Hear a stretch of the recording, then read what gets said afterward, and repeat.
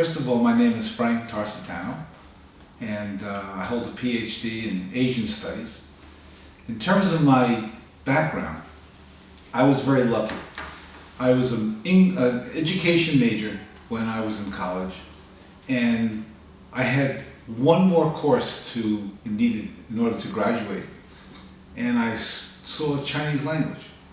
So for my last course at the university level, I took Chinese language, and that changed my whole life.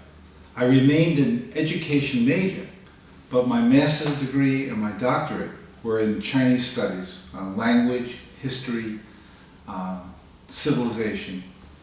And because of that, it led me overseas, where I became a principal of Taipei American School, elementary school principal. And later on, after that assignment, my wife, my son, and I came back to the United States. And to be quite honest, we were bored. We loved living overseas in Taiwan.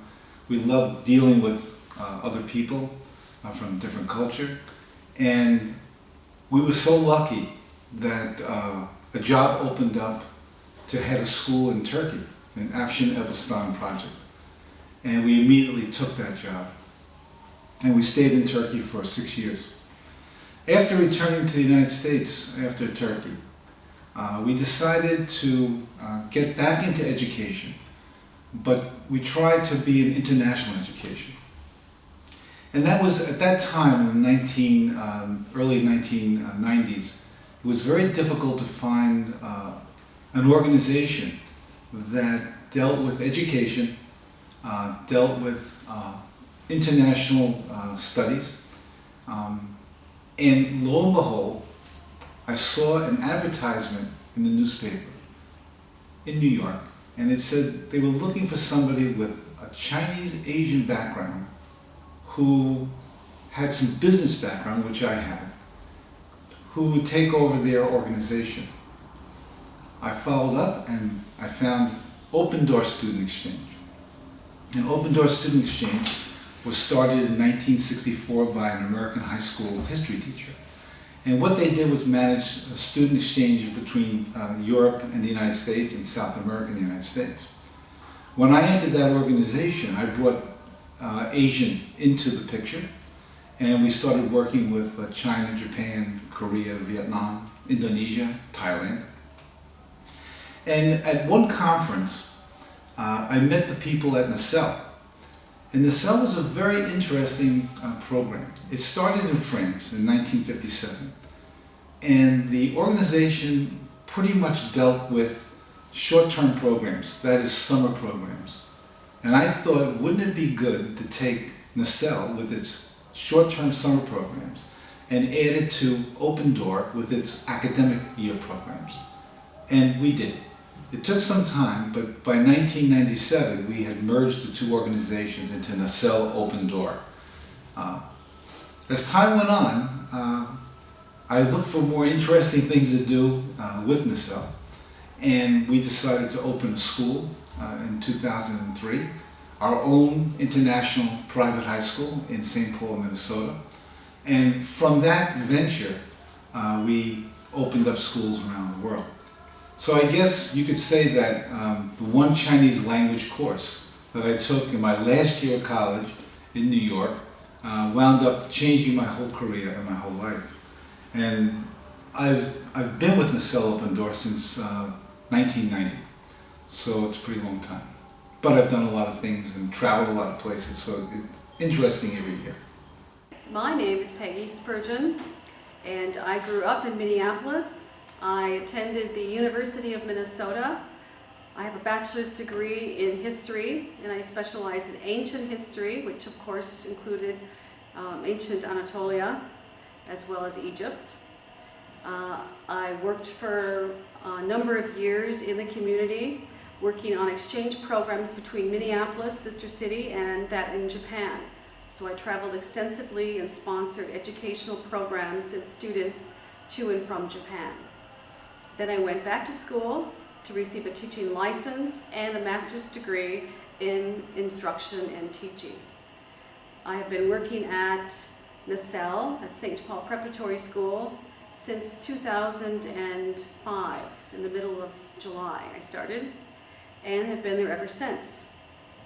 This past year I changed jobs, and I was offered a chance to be the Director of Curriculum and Instruction for Nacelle School Systems. And since then I have been working on developing curriculum and evaluating and working together to make sure that our curriculum is in alignment at all of our schools with the highest possible standards in Minnesota and national and international standards. My responsibilities have changed over the years. In the beginning, I was very much interested in the management of the American students, the international students in the United States. But as we developed the school, our own school, and as we developed schools overseas, my responsibilities became more in development of overseas projects. And I've been doing that now for the last 6 or 7 years. And I love it. I get to travel around the world. I get to meet people from all over the world. We get to work with very dynamic people who have great ideas. And the greatest thing is that we are actually able to take these ideas and make something real out of them. And we've done this 10 times with our schools overseas. In terms of Turkey, now that we're working with FENAL as partners and developing our school system, the FENAL school system here in Turkey, how many times will I come to Turkey? As many times as I can. I love Turkey. As I said, I lived in Turkey for 6 years. I work very well with the Turkish people because I think there's a kinship between the way we think and the way our Turkish colleagues think. And if I can come here once a month, I'd be very happy. The mother company is Nacelle Open Door. It was the first organization to deal with student exchange programs. And now we have many student exchange programs, not only summer programs and year programs, but now we also work with private schools around the United States so that students can come to the U.S. not just for 1 year, but maybe for 3 or 4 years at a time. So it's the umbrella organization. As the organization has developed, we've added divisions within the organization. One division is St. Paul Preparatory School. That's our private high school that we started in 2003, and it is an accredited U.S. Private school. It prepares students to go to college, not only in the United States, but some of our students wind up in universities and colleges in other parts of the world. From that model, we've developed Nacelle International School System, another division of Nacelle Open Door. And what that division is aimed at is developing other schools around the world, helping them get started, developing special curriculum for them, helping in the management of those schools, hiring teachers for those schools, and doing all sorts of management educational programs with them. So that's another division under Nacelle Open Door. Nacelle Asia has now changed its name to Nacelle Schools Asia because of all the schools that we are developing in China, Korea, Vietnam, and other countries in that part of the world. Nacelle Schools Asia is our managing directorship of what we do in the Far East, of what we do in Asia.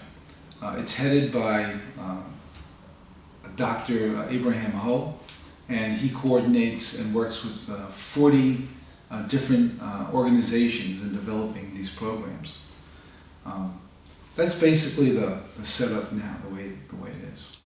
Nacelle worldwide, Nacelle International School Systems, is comprised of a number of different components. The component Nacelle International School Systems has schools in 10 different countries, and within that, 10 different schools within a number of different countries.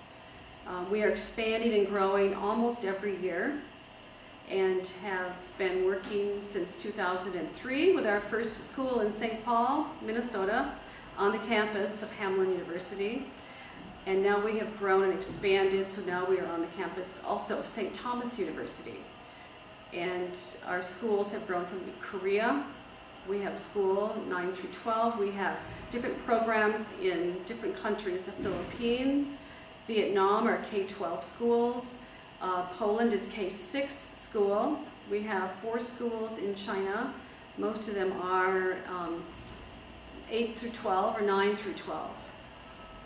And now we also have a school in Turkey, and we're looking to expand our schools within Turkey by our partnership with FNAL.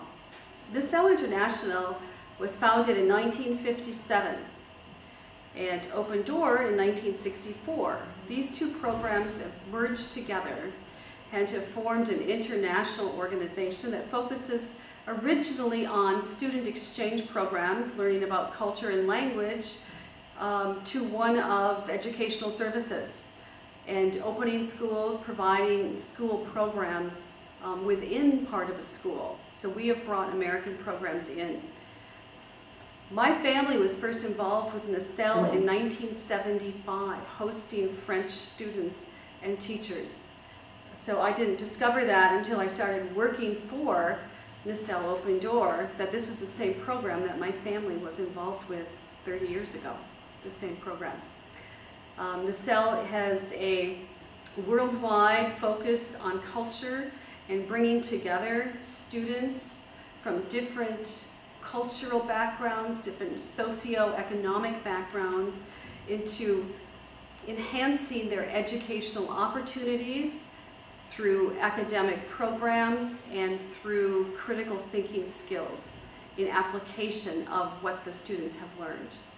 So these two organizations have formed a nonprofit organization in 1997 in expanding into the educational school market. The idea for a private international college preparatory school started in about 2000, 2001, with the first school opening in St. Paul in 2003. So the company has evolved and has been growing and changing with the times, providing an international experience for what is now an international global market. St. Paul Preparatory School began in September of 2003 as a small school, the idea of bringing together students from different countries into an American high school program, designed at a college preparatory level with distinguished faculty and academic rigor. The program still exists and is designed to help students get into some of the finest universities and colleges in America, but also in home countries of our students. We have grown in size. We've changed locations into a new and expanded building in downtown St. Paul, the capital of Minnesota, as well as the campus of St. Thomas University.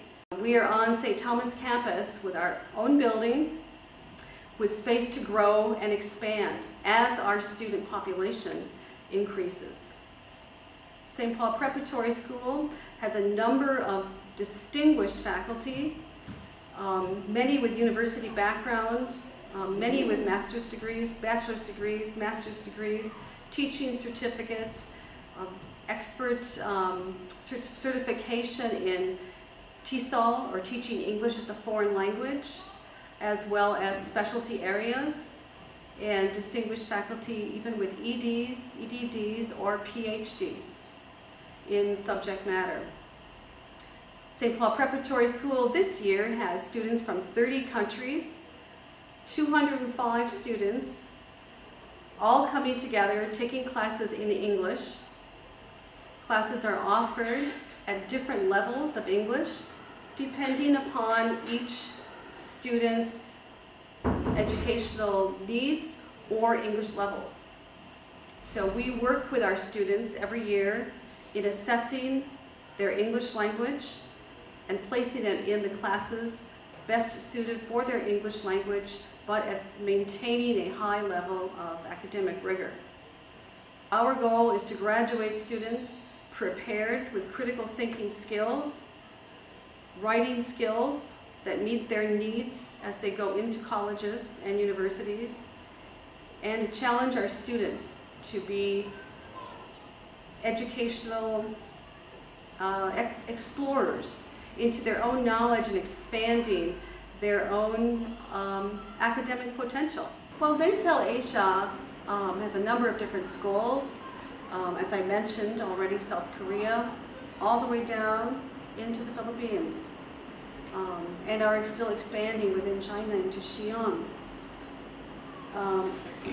We have programs there because part of the idea is to bring students together.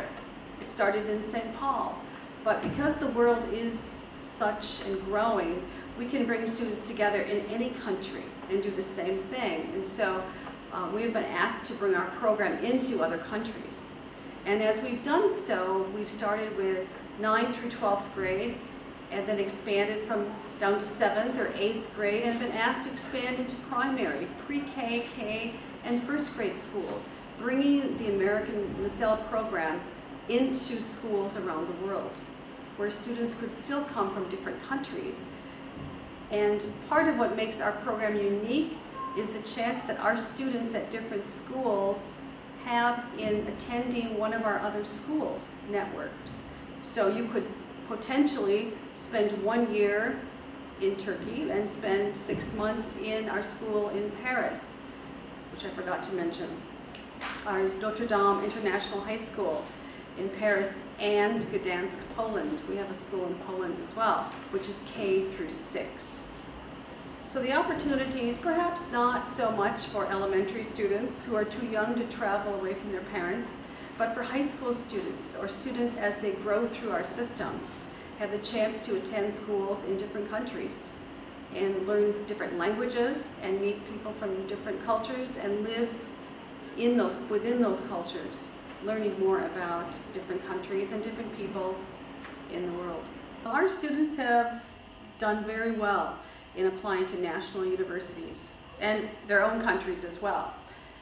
We have students attending MIT, University of California school systems, Cornell, Purdue, some of the best universities we have in our country.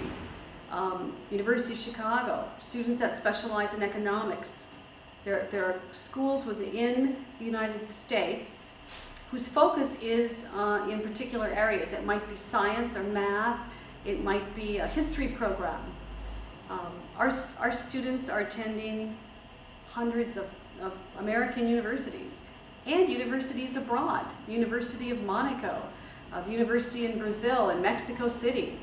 Our students are attending universities all over, are ranked well, and in many cases have their choice of universities and where they want to attend.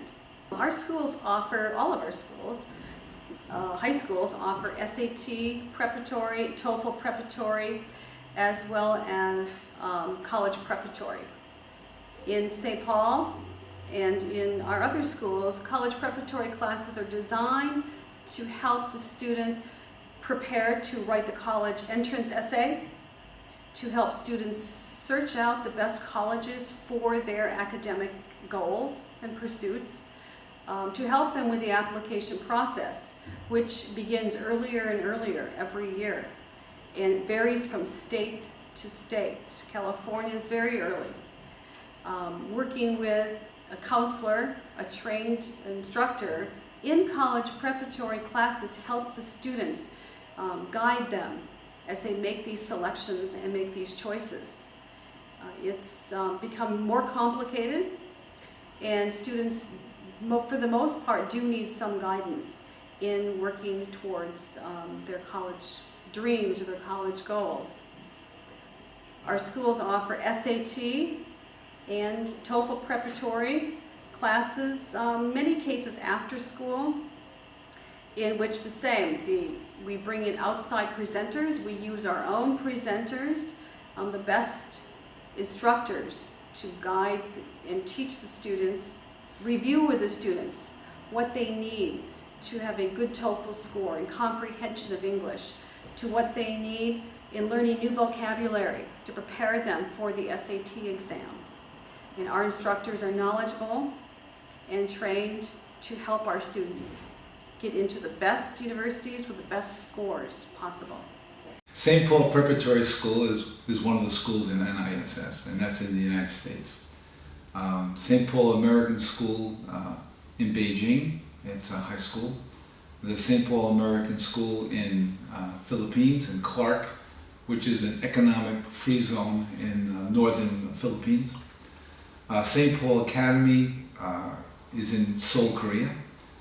We also have the Vietnam International School in Hanoi.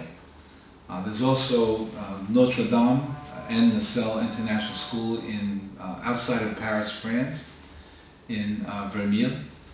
We also have elementary school in Gdansk, and that's the Gdansk International School, I believe. Where else do we have a school? We also have a school in Antalya, Turkey. And soon we will have schools in Istanbul, Bursa, Samsun, and Adana in Turkey. Nacelle International School Systems has 10 schools in a number of different countries worldwide as we grow and expand.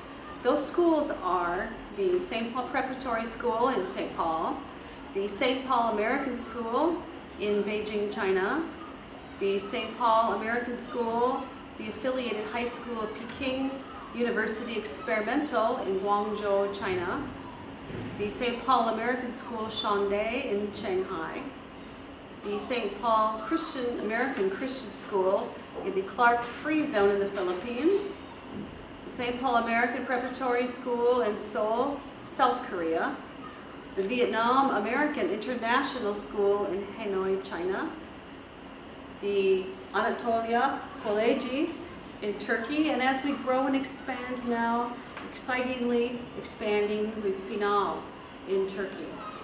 Many years ago, right after I first started working for Nacelle, I was excited to hear of the International Curriculum Project, which was talked about and brought together with a group of educators from our school and experts within the field from university to put together an international curriculum comprised of the best of the Minnesota State educational standards, as well as national standards or international standards in subject matter. So one of the things our program has done in working on this project with University of Minnesota professors was to bring together this idea that we are all citizens of the world. And so in our teaching curriculum, in our methods, in the support that we have, we are always approaching it from a cultural standpoint within education. So within our curriculum, we are using the most up-to-date and current educational ideas in America. One of them is through the University of Wisconsin called WIDA, W-I-D-A. Another program that we use through NWEA, the Northwest Educational Group, is in student assessments and in instruction. One of the things that we bring in to this program is this idea of, we use the term SIOP, Sheltered Instruction Observational Protocol.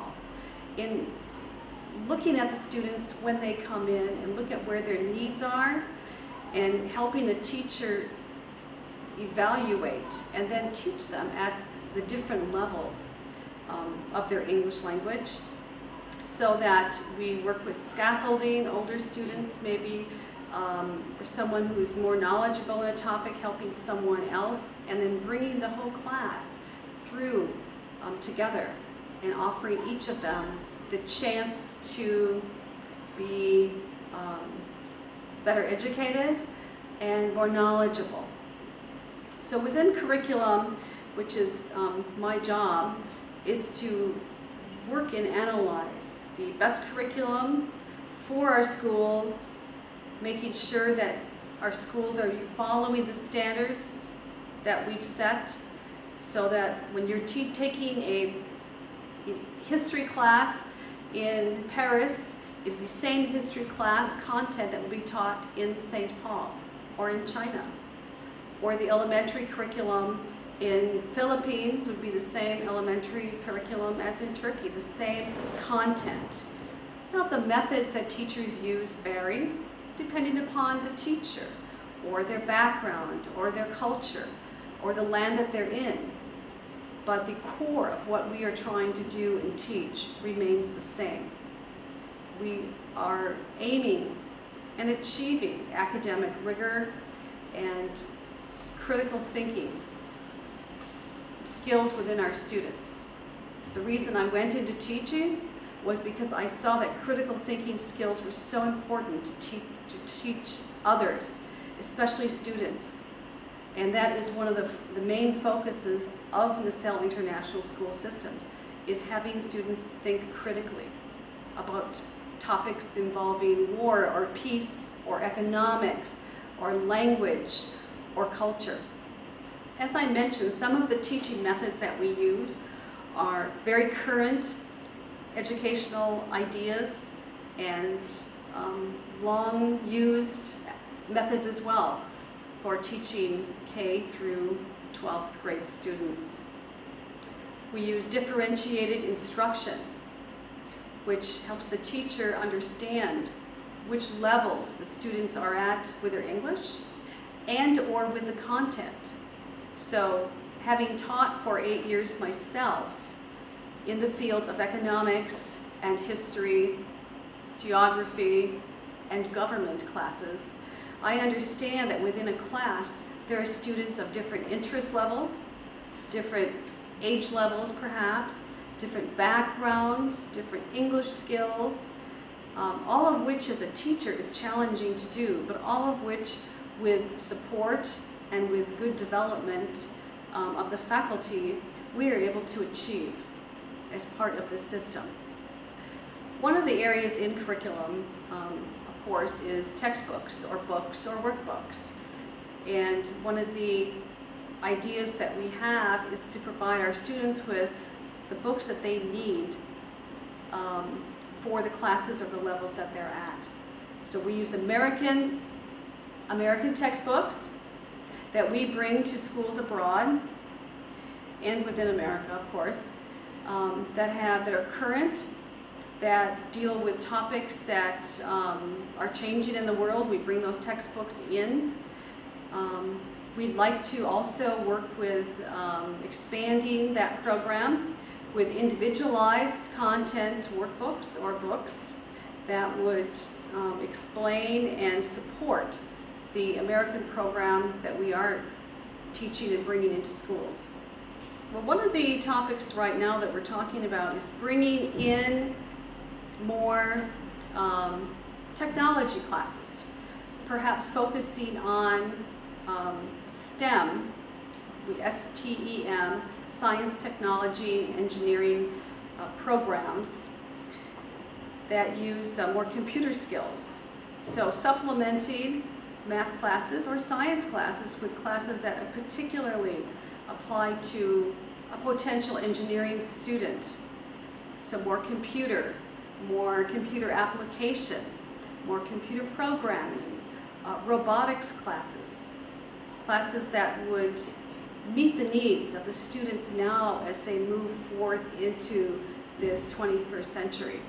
Well, perhaps one major change for your students would be the idea that we could begin a cultural exchange program of letters or art projects between our different schools, and have a traveling art show where we could have art from the school in Adana or in Turkey and bring that art to our school in the Philippines, who may bring their art to Korea or to St. Paul.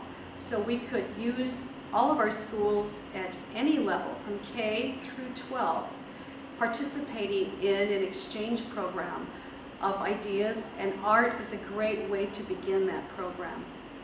Accreditation is a process by which a school undergoes an evaluation by outside agencies, educational groups that come in and look at the school's instructional staff, looks at materials used, looks at administrative efforts, management of a school system or an individual school in particular.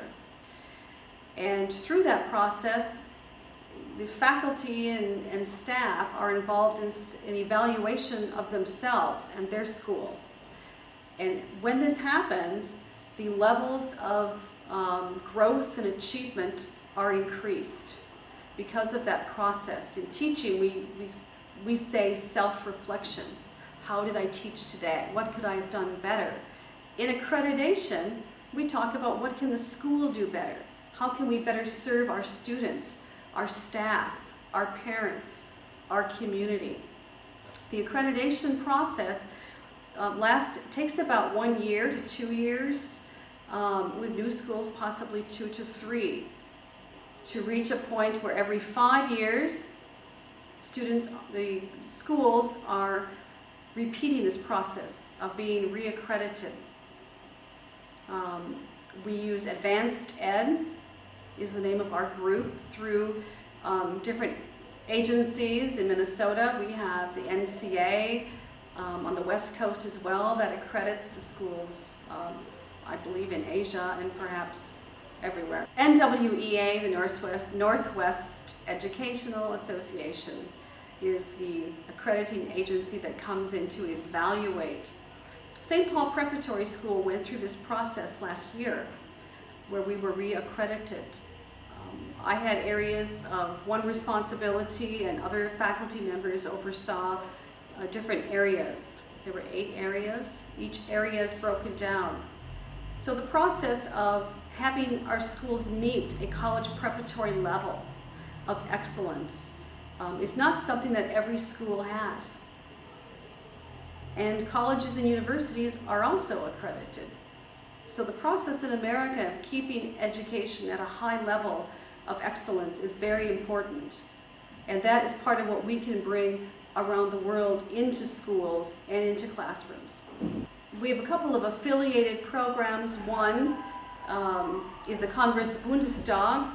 It's a German program which offers a small number of students around the world to apply for a 1-year scholarship to attend a German school, to learn German, and then to work for a German company as an intern in an area of their future interest.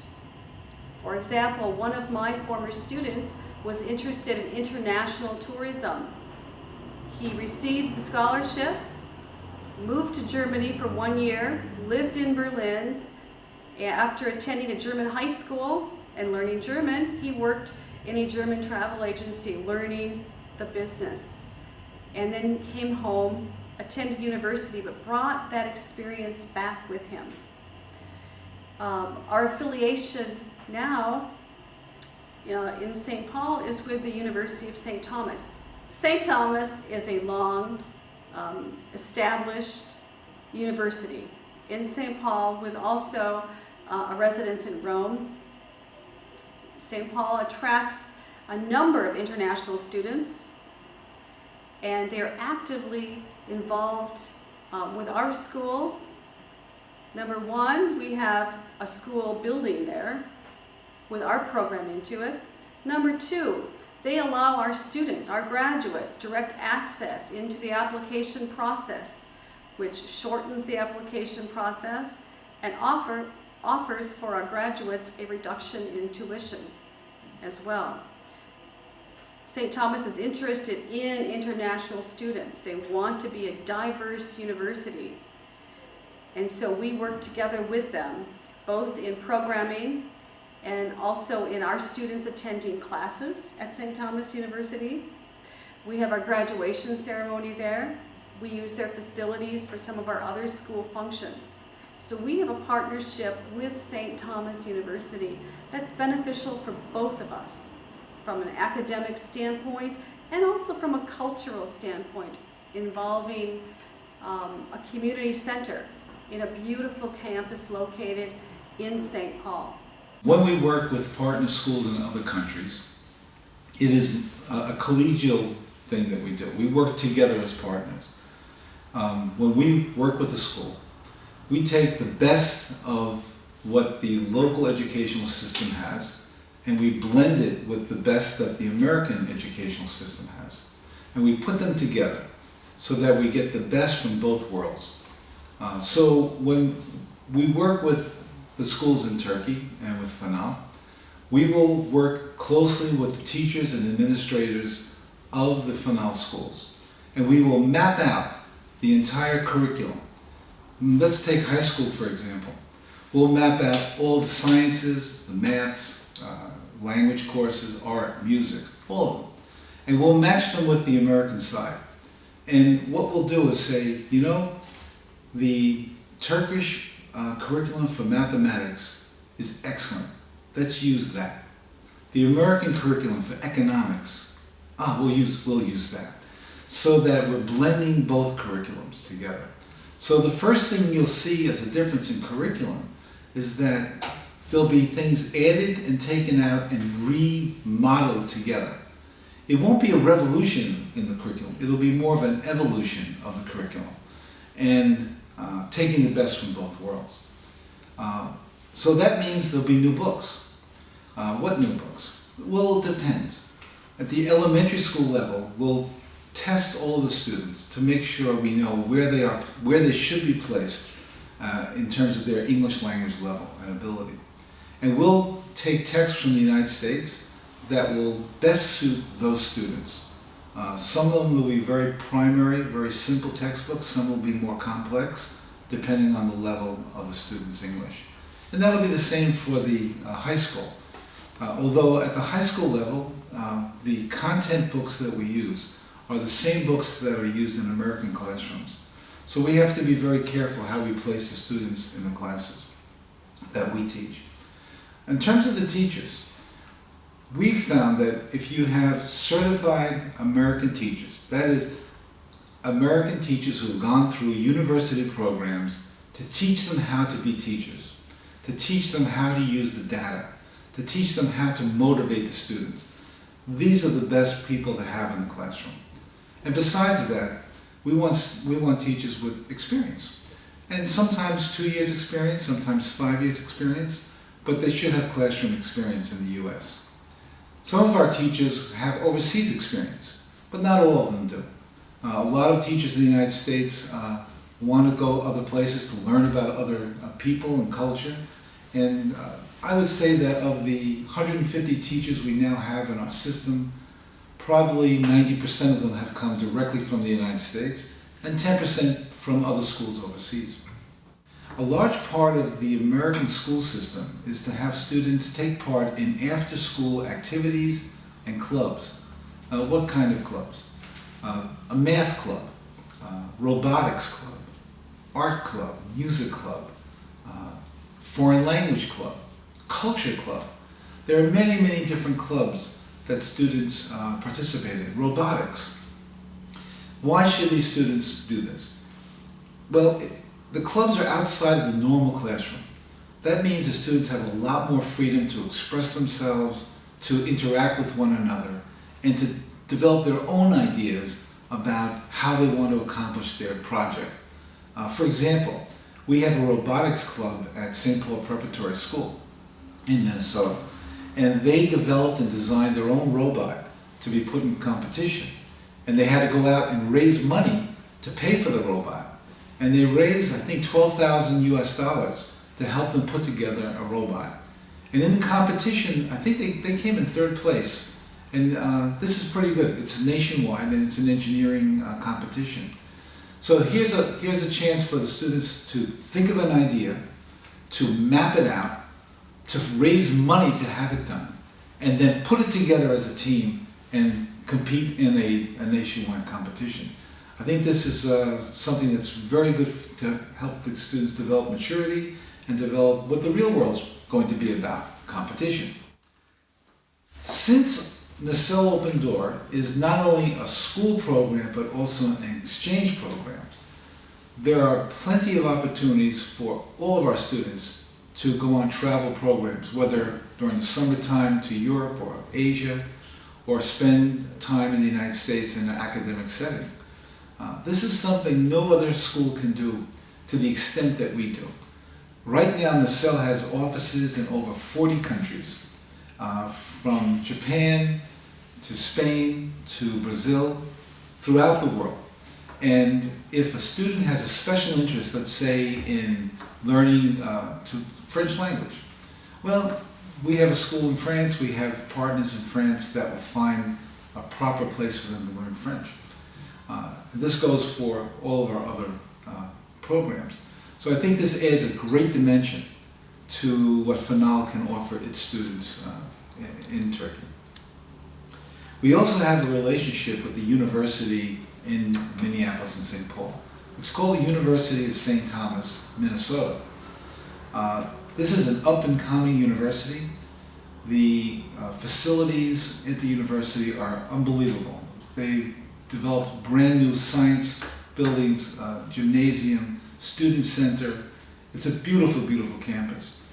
And the thing that we like about St. Thomas is that for their international students, they have a special way of dealing with international students. They assign advisors to them. They look after these kids when they arrive. They track them throughout their entire tenure at the university. They really have a hands-on personal approach. And academically, it's an excellent university. It's one of the top universities in Minnesota, and what I've noticed over the last 5 or 6 years is the national ranking of the university has come up each year, and we expect it to be a top 100 school pretty soon. And that's saying a lot for a university like St. Thomas. It also has wonderful graduate programs in engineering, and law, and business. In fact, it has one of the few schools of entrepreneurship in the United States. It's an outstanding institution, and we have a part of our campus is located on the university itself. We collaborate on courses. Many of our students in the 12th grade take courses at St. Thomas, and we're working on some very exciting projects for the future that we'll reveal later on once we have them confirmed. But the relationship with the university, I think, adds another dimension to the whole program that we offer, not only Fanal, but our other schools around the world. Another thing that we're working on now, and we're doing, is having intra-school competition. For example, we'll be soon setting up a program where we'll have an art competition among all of the CEL schools worldwide. And this will give a chance for our students to not only compete and show their talent, but also see what the students in China and Korea and the Philippines or France, Poland are doing in the world of art. And we'll judge the art. We'll have judges come in and judge which art pieces are superior. And then we can submit these art pieces to other organizations, especially if there are some students in our school system that wish to pursue their art careers. This is a perfect venue for them. They get to show their work worldwide. It'll be on the internet, and they can use it in their portfolio when they apply to art schools around the world, not just the United States.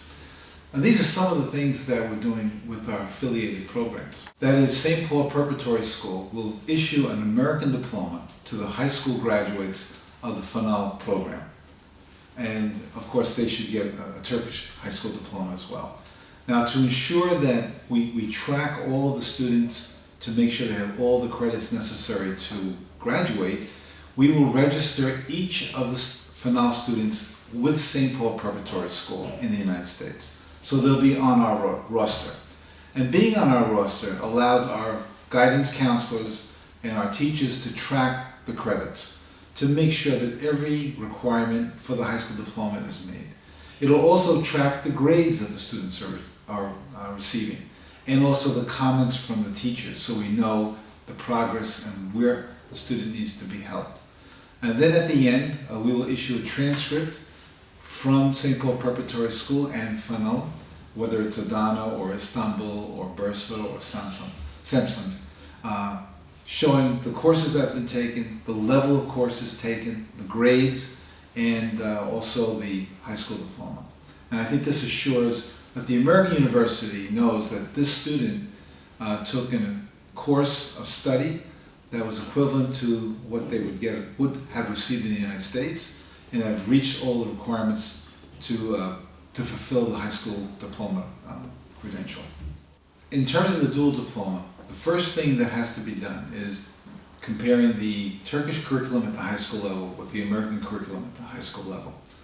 For St. Paul Preparatory School, a student needs 48 semester credits to graduate, and those span the sciences, math, social sciences, and the enrichments, art, music.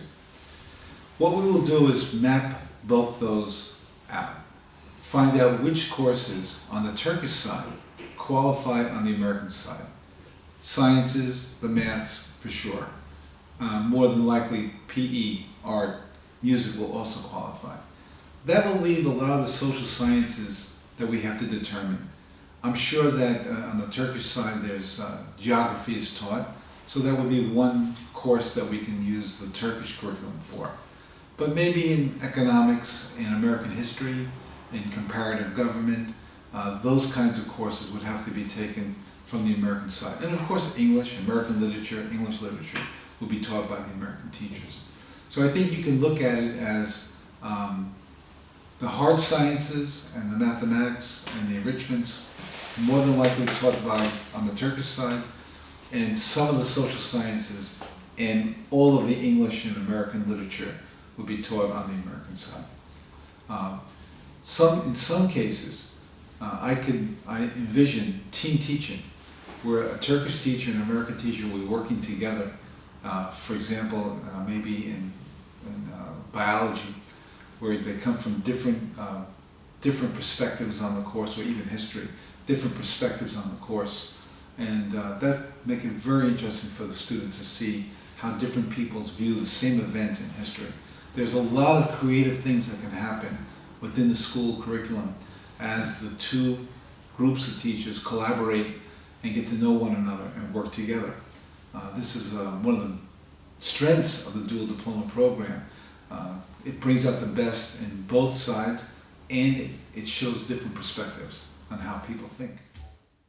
Well, dual diploma means, of course, two diplomas. So the school program that we bring in is, you have your high school, your school system in Turkey. They graduate with a Turkish diploma from high school. At the same time, in taking classes, they're also taking classes that meet NISS standards for high school diploma, which includes, of course, courses in English and our graduation requirements, some of which are the same, some of which are different. So, for example, courses in American government or United States history would be required, health class. There's some classes are the same and some classes are different. So when a student graduates with two diplomas, they are learning at both levels, and if they choose to go on to American University, they have the necessary diploma. If they choose to stay in Turkey and go on to university, they have just that much more knowledge about the American system, about different points of view, different world issues, that allows that student to start out at a different level. We would like to say a better level, a higher level of understanding in content, what they've learned in high school or grammar school, and what they've learned to prepare them for university. Having a dual diploma allows a student to have both Turkish diploma and American diploma. Some programs are the same and some programs are different. So both of them are bringing the student to a higher level, a greater level of knowledge and content. Both of which allow the student to apply to university, whether in your home country, whether in the United States or Europe or Canada. Having both diplomas gives your student, your child, the edge over another child who has one. So the knowledge is better, the commitment to learning is demonstrated and documented as a student graduates with not one, but with two diplomas. I think the difference in graduation requirements Science, I think, is very similar. Math, perhaps.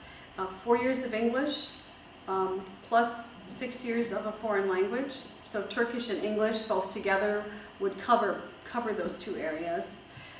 Some of the areas that would be additional would be the American government, human geography, U.S. history, and a course in economics as well. We require biology, but I believe your Turkish schools also would require sciences, perhaps biology as well. So for the most part, in general, those are the differences that I know. So I don't think it's a tremendous amount of courses, but there are some courses that are very particular to an American high school diploma. We have students working together with FNL and NISS from K through 12, that all of those students will pass or surpass the TOEFL score, as well as the SAT language scores and math skills. The longer we have the students, the better we can teach them, the better we get to know them and know their strengths. And if we find a student maybe struggling with something in particular, we can work with them. We can pull them out. We can catch it to bring them back to where they need to be, focused and able to pass the TOEFL. Absolutely pass the TOEFL with scores that will get them into good schools and colleges, universities. Yes, absolutely. 90% of the students enrolled in the Nassau International School System are English as a foreign language speakers. They're all third country nationals. Therefore, when they come into the system, they're learning English as their second language, not their first language. Their first language might be Korean or Chinese or Turkish. So all of our teachers are trained in differentiation of teaching. That is, being able to teach students at varying levels of English language.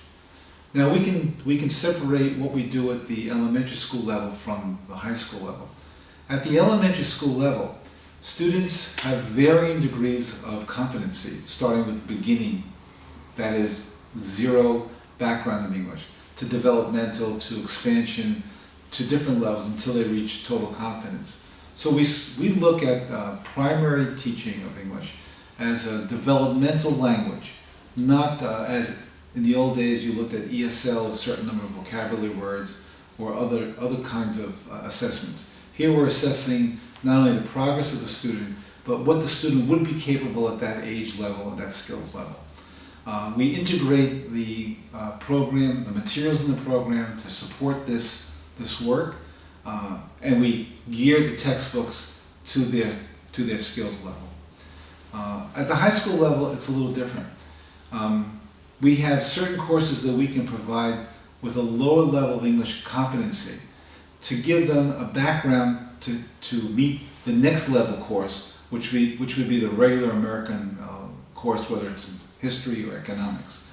But students have to have English language skills in order to successfully handle the high school curriculum. Some ways we've been doing it in the past is we've had special intensive English lessons for the kids after school. We've had summer programs for the students who need extra help to learn certain study skills and research skills.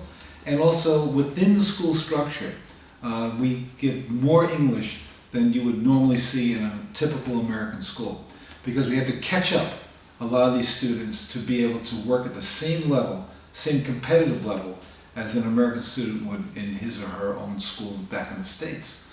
The whole goal of the program from kindergarten through 12th grade is to prepare the student, the foreign language student, the Turkish student, the Chinese student, the Korean student, the French student, to be able to compete at the same level in college.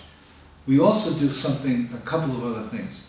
We have an online TOEFL test preparation course. Every foreign student entering an American university must take a TOEFL score to evaluate their level of English. A lot of schools have different levels of scores. Of course, the higher scores would be for Harvard or Yale or Ivy League schools.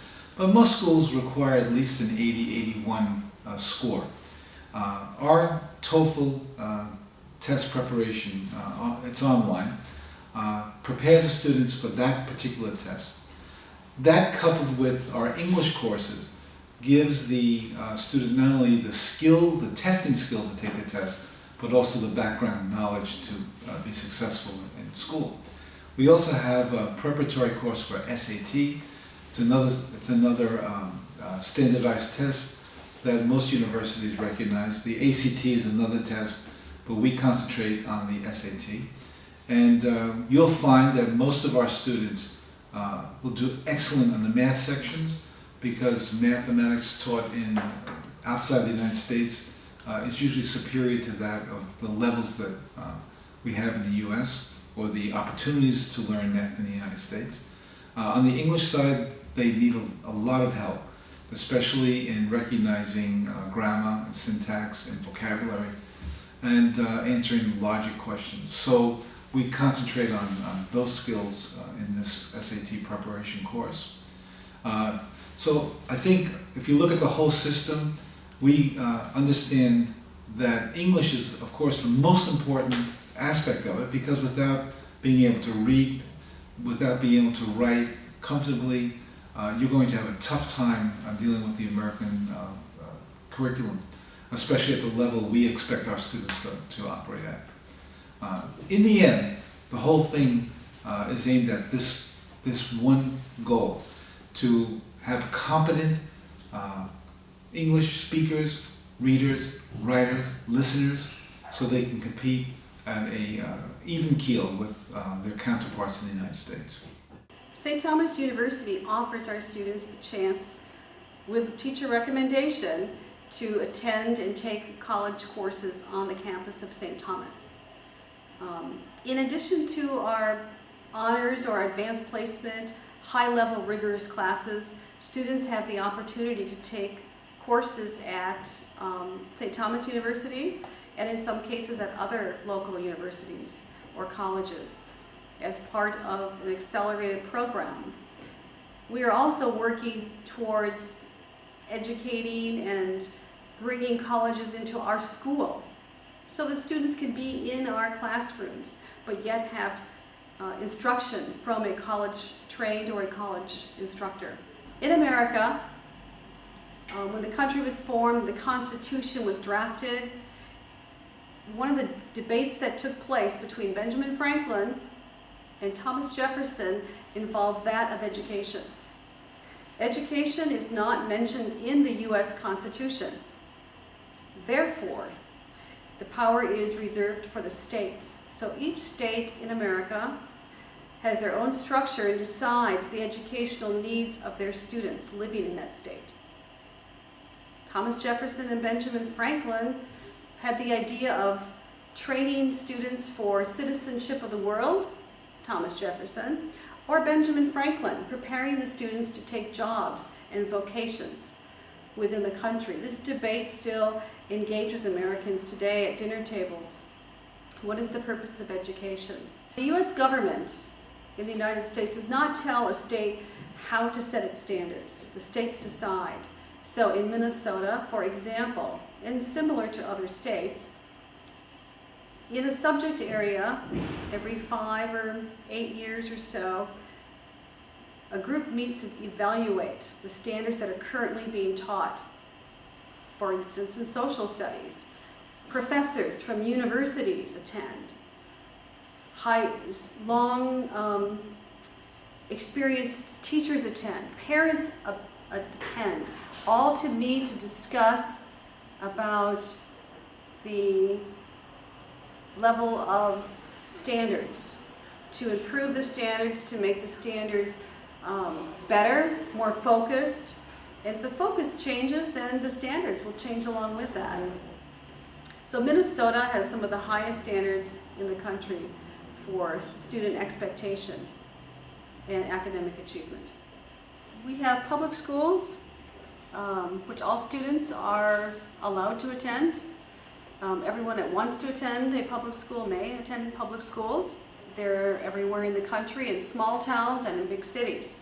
Some of them are small, with small classes. Some of them are larger with very large class sizes. Private schools are, as the name implies, private. Private schools generally have smaller class sizes, generally speaking a higher level of professional development and or faculty backgrounds, degrees. More focus on the student because there's more time to focus on individual students because the teacher and the school has smaller numbers of students. Actually, when we first began our school in St. Paul, we considered using the IB system. And we reviewed it very carefully. And we came to the conclusion that it's an excellent system, obviously. It's been around for a long time and has a great history. But we found that it was a bit limited in what we wanted to do. We felt that we wanted to be more creative with our courses. We wanted to develop our own courses. And we knew that eventually we would be teaching kids from around the world in an American system. And we felt that we needed a great deal of flexibility. So we decided, instead of going the IB route, which would have been a good route, we decided to go the AP route, advanced placement route, and also to be more creative in what we were going to do.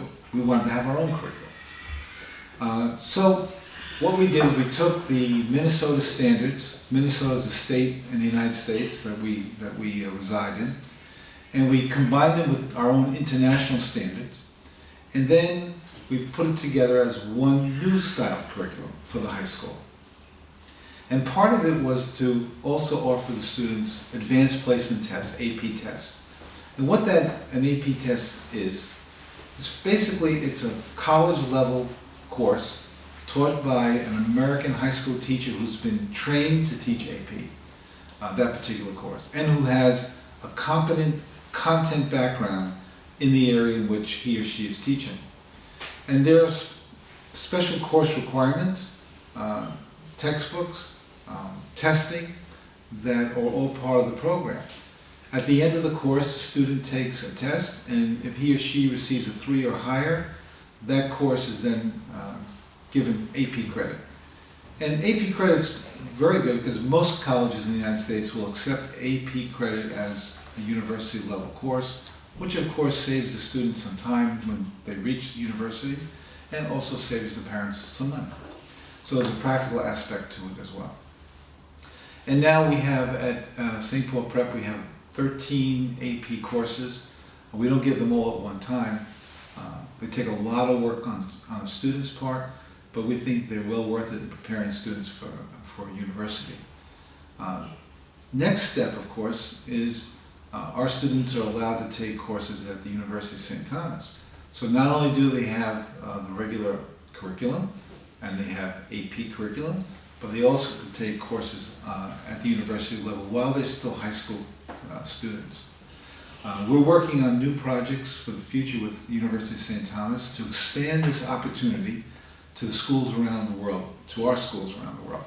And hopefully by September we'll have some feedback from them, and if so, this will offer great opportunities to students attending the FANAL program in Turkey in terms of taking university courses, or having access to university courses. I think that there are similarities with IB program and with our school curriculum.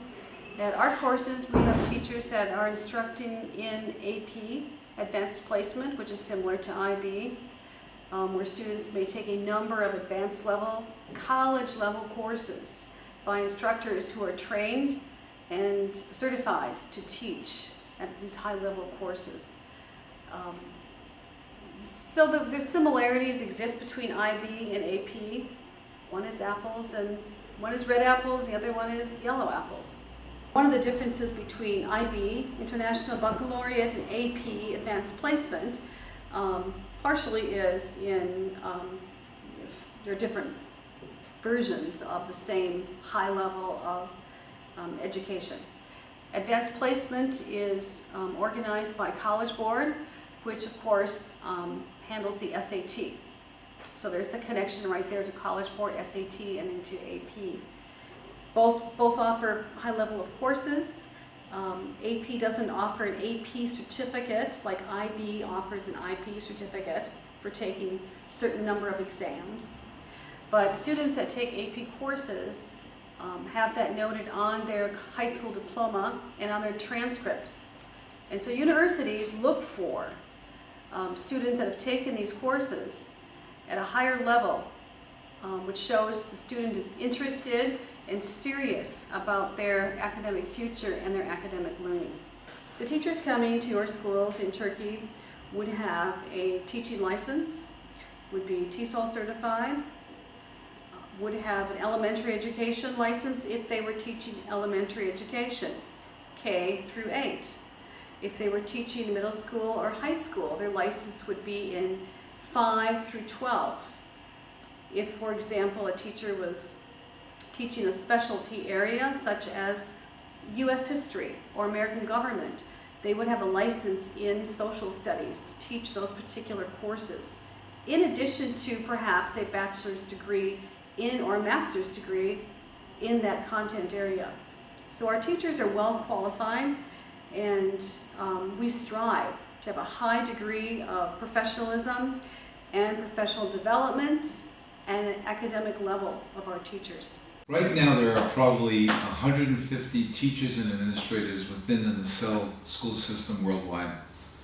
90% of these teachers come from the United States. 10% are probably from there are American teachers who are already working overseas and are switching countries. Of the teachers that we hire, we have some basic requirements. Of course, all of them have to be university graduated and have a certificate and be certified as teachers. And what does that mean? A teacher certification in the United States means that a professional has gone through a course of study teaching them how to teach, how to manage a classroom, how to use their assessments and testing, how to motivate students. And in terms of content, they must take a certain amount of courses in their content area. For example, when I first started, I was a social studies teacher, and I had to take courses in history, geography, psychology, economics, so that I could teach these courses. But at the same time, I had to learn how to teach these courses. Sometimes folks who are very competent in an area don't know how to relate the information to the students and work with students. So that's the basic, that's a minimum certificate that we require of the teachers. Now, since most of our teachers teach students of a foreign language, they also take a certification in teaching English as a second language. So you'll see many of our teachers having 2 certifications on their documentation. One in their content area and the other one in teaching English as a foreign language to students. So those are 2 things. Many of the teachers will have graduate degrees, that is master's degrees in either education, the teaching of their particular content, or in their content area themselves, maybe advanced mathematics or advanced history. In the United States, most educators go on to graduate degrees and or take what we call continuing educational credits. In the U.S., in most of the states, in order to maintain accreditation for yourself or certification for yourself as a teacher, you have to take additional courses all the time. And sometimes these courses are given online, sometimes they're given in training from Nacelle in terms of classroom management techniques or teaching English as a second language. So there's a continuing certification process of all of our teachers besides the basic that they have. The teachers coming that we'll send to Turkey will have these requirements in terms of their certifications, in terms of their experience. That's another point. We require teachers to have teaching experience first before going overseas. It's always an adjustment for an American teacher or any teacher of another country moving to another country, a second country, in terms of cultural understanding and culture shock, as we say. So we'd like the teachers to be not only competent teachers educationally, but also experienced teachers so they know what to do when they get to the classroom. We also give training to the teachers for country-specific culture. That is, those teachers that we send to China are given culture courses on Chinese people, Chinese culture, language, so they have an understanding of what they're going to in the country they're going to, the people they're going to meet. Same would be for Turkey. The teachers we sent to Turkey this year were oriented by a Turkish national in our office, and it was very interesting because you could see how the people reacted to the news about Turkey, the religion, the historical places in Turkey, some of the foods and customs. It was very, very, very good. I think it helped the teachers a lot when they arrived in Turkey in terms of what to expect.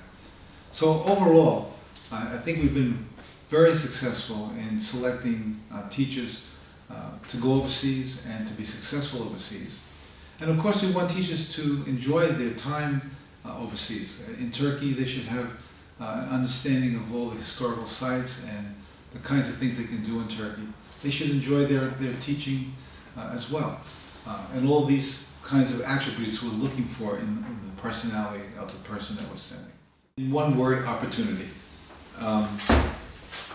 Why should a child only be limited to one educational system or one style of teaching and learning? Why can't we open up our educational methods to embrace 1, 2, or 3 different styles? Students learn in many different ways, and by bringing in 2 systems of education, you're broadening the opportunities for the student to learn in a different style. You may find that the American system is a little bit more interactive with the student and a little more student-centered, so that students who learn more easily with an interaction and communication style will have a chance to grow, while those students who are more accustomed to sitting, listening, and then remembering using that style will tend to grow. Combine the both, you have covered both styles of learning. So I think the first step is that you're increasing the chances of your student being successful no matter what grade they're in, because they're being exposed to 2 different kinds of approaches. And they could find success in one where they wouldn't have found success in the other. So this is an important point. Another point is perspective. You know, if you only think one way all the time, it's like having blinders on your eyes. You don't see the rest of the world and what's happening out there. I'm always amazed when I go overseas and I look at another culture, another country, and how they do things, and I say, oh, why don't we do things that way? It never occurred to me to do something the way the Chinese are doing it. But yet, oh, this is good, we're going to use this. But if you remain in your own culture, your own country, sometimes you miss the rest of what's going on in the world. By having the 2 approaches in the school, it allows your child to expand their worldview, expand their view, expand their perspective, understand there may be another way of doing something that can work better. And I think this helps progress, it helps students to open their minds, and I think it allows the creativity bulb to go off, because you're always thinking about what if, what if, what if. This is what we want to instill in the students. Now, many of you parents are looking for the concrete things. Okay, what does this mean, concrete? They take this American diploma, they take this Turkish diploma, so what? Well, let me tell you, the world is becoming extremely competitive. We all know this. We all know that the world, although it's said often and often, but it's true, is shrinking. You can even look at any company in the United States. It could be owned by a Chinese company.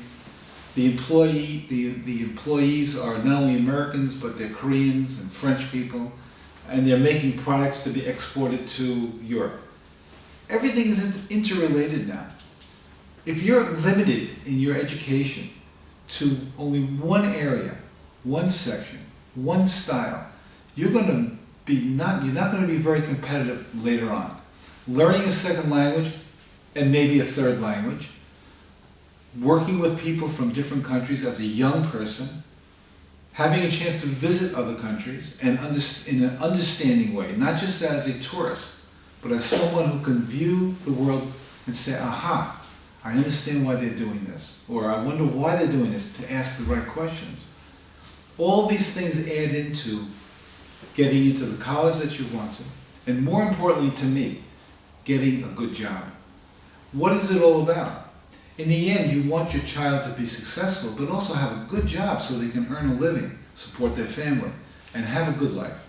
And I think school system like this, and I think why our school system has expanded so rapidly and why there's so many more schools that want to join it, I think the parents have figured it out, that this is an insurance policy for the future of their student. Yes, they can study, get a good job in Turkey, there's no doubt about it. But what if they could get another job in China or in Korea? I go back to my own history as a university student. The last course I took was in Chinese language, and that opened the whole world to me. Who would have thought that I would have a job as a principal in Taiwan? I would have never even considered that before taking that Chinese language course. It would have never entered my mind. And a great job that led to, I think, a fairly successful career would have been lost forever. So I'm all about opportunity, and I'm all about having our students be in a position to get the best job they possibly get wherever in the world it takes them. And that's why I think the dual diploma is the first step in that tradition. K through 12, bringing a student in earlier into a program in which we have an American English focus in elementary school, and as we bring the students through and bring them into an American curriculum from middle school and bringing them higher and higher into high school, we're not only bringing English to them or American English to them, we're bringing in this concept of how an individual fits into a global society. So we bring in critical thinking. We encourage that in America. We encourage students to think outside the box, think differently about a topic, invent something, creatively come up with a new idea. It's part of who we are in America, is this idea of individual creativity and a spark that we have for knowledge and for exploring that knowledge. As teachers, we encourage it in our students, in how we assign writing topics, how we work with them on projects, how we look at what do they want to pursue and how can we help them do it. We look at the diversity of the student, we look at their culture, we look at where they're from, where they're living, where they want to live, in order to bring all of this together for the students. As the students come through the program, and if they take the opportunity to spend a year abroad studying at our school in Paris, or in China, or in Korea, or in the Philippines, or Vietnam, or come into America, into St. Paul, and live with a host family, speaking English, spending their time playing soccer with other students from all over the world in an American park, embracing part of that English language every day on signs, on television stations, on the sides of buses or taxis. Bringing that idea of global understanding through language, through a different language. In some cases, a second or third language. Not just Turkish, not just English, maybe French, maybe Chinese, maybe Korean. And what I've seen the students do as they prepare to go on to college, or in some cases graduate from college, is the connection that they have to the Cell School system, the connections that they have to each other. Students make friends from students from all over the world, and they maintain those connections. When they come to a different country, St. Paul, or part of an American program, they become immersed in the culture. The culture surrounds you. And I think we all understand the best way to learn a new language and a new culture is to live part of that culture. When you are forced to go to the store and speak a different language to order your meal, or to play soccer with your friends, and we see this new culture that develops. It's kind of a mix, diversity of international culture that these students bring together. It makes them different. And when I hear from students that I taught 8 years ago, or 6 years ago, or 5 years ago, who have gone on and graduated, many of them studying medicine in countries all over the world, from Africa to Asia to Europe to Russia, all over the world. Some of these students, they're all connected in the same way to our school system. They're connected to each other as friends. One of my former students married in Poland, and she invited students from all over the world, her friends, that year. And they came to Poland for her wedding. They had a reunion at her wedding. Students, even one from China, came. So as teachers, we get invited to celebrations in different countries, Skyping with students, web conferencing. A student might years later email me asking me for a good idea for a documentary on American history. So we keep connected. We consider NISS part of a family, part of a community unit, and we support each other as teachers, with students, and with parents, because we want to grow. We want to improve the lives of our students and thereby create future leaders. Someone who will discover a cure for disease, someone who will stop war in an area that has been living with war for 50 years. Someone that will go on and form a business together, two partners in two different parts of the world that were part of our system, our family. It makes us feel proud of what we do. And every day, going to work, I'm happy to work for the association and the community that I work for every day. And I think I speak for all of our teachers. We all feel the same way. We love our jobs. We love being part of a family. And like parents, we welcome new children into our family. And so we want to embrace our relationship with Fanal and with the lovely country of Turkey, and welcome everyone to this community. Thank you. I think my first impression was one of welcoming. People were at the door when we came. I felt brought into a family of people who didn't always, we didn't know each other before. And I felt welcoming. I felt that I was accepted. And I toured the school. The students were engaged. They were happy. The students were playing. They looked at me and wondered, I'm sure, who I was, and graciously smiled. And I felt it was part of a family, similar to how I feel when I go to work, that I'm part of a family. The teachers were professional. The school's well run. I think that the Fanal group and the school is exactly the kind of school and relationship that we want in our NISS family.